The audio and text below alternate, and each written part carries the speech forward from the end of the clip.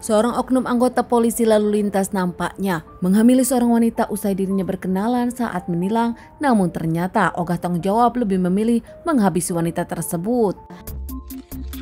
Kisah nyata yang aku ceritakan kali ini terjadi di kota Nganjuk.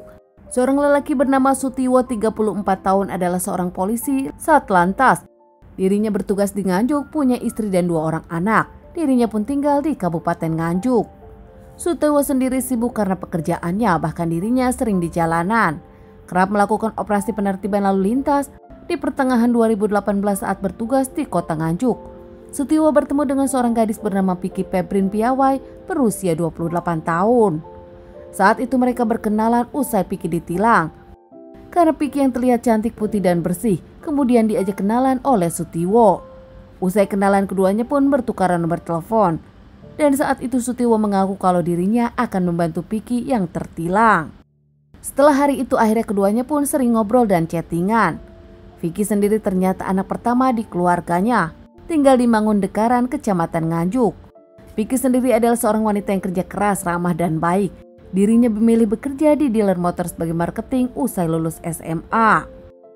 Ternyata Piki sendiri sudah punya pacar, 2 tahun berhubungan dengan seorang anggota berinisial AK yang usianya cukup jauh, yaitu 63 tahun. Meski AK tua, namun nampaknya Piki mau dipacari mengingat AK sendiri baik dan kerap membantu Piki.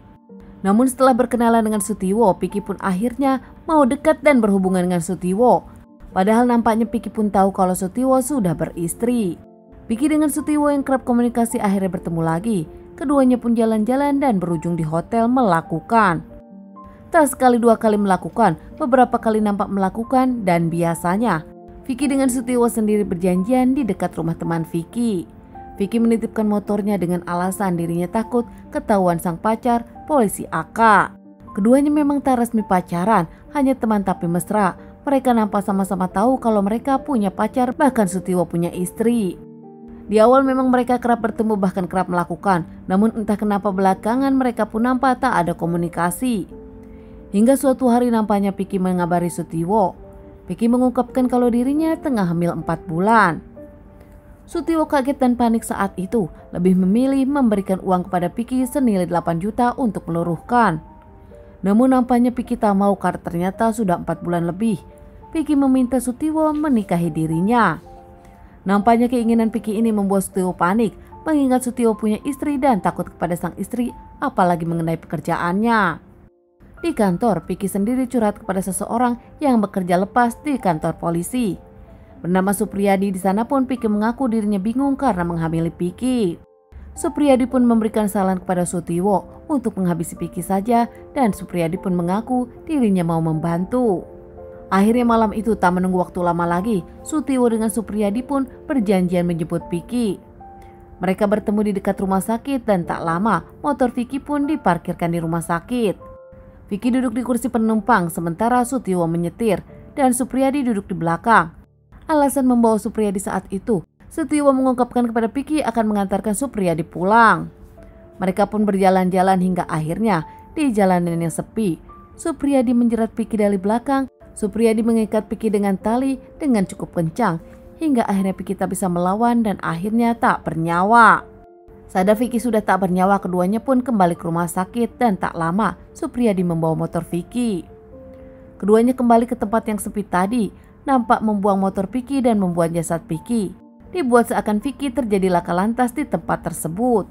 Usai melakukan aksinya, mereka pun kembali pergi dan tak lama membuang handphone Piki di jalanan. Tak lama jasad Piki pun ditemukan oleh seseorang di jalanan hingga akhirnya dilaporkan kepada pihak polisian. Saat dilaporkan kepada pihak polisian Nganjuk, tak lama pacar dari Piki sadar jasad yang ditemukan adalah Piki. Aka pacar dari Piki pun langsung mengabari keluarga dan tak lama keluarga datang bersama Aka ke rumah sakit.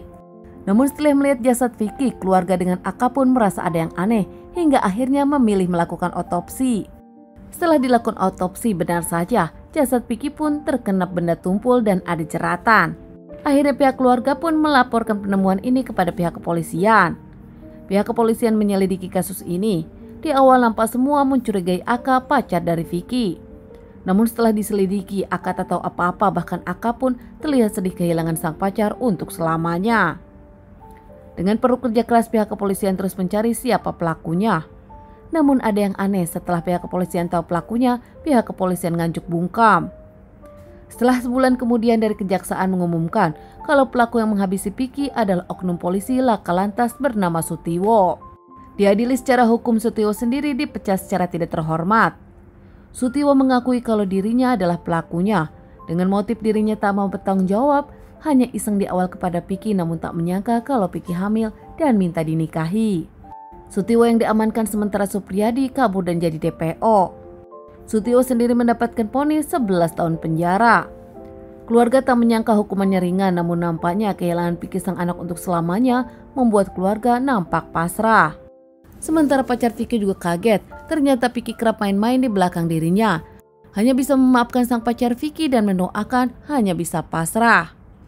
Teman-teman, sekian dulu bahasan kasus yang aku bawakan kali ini.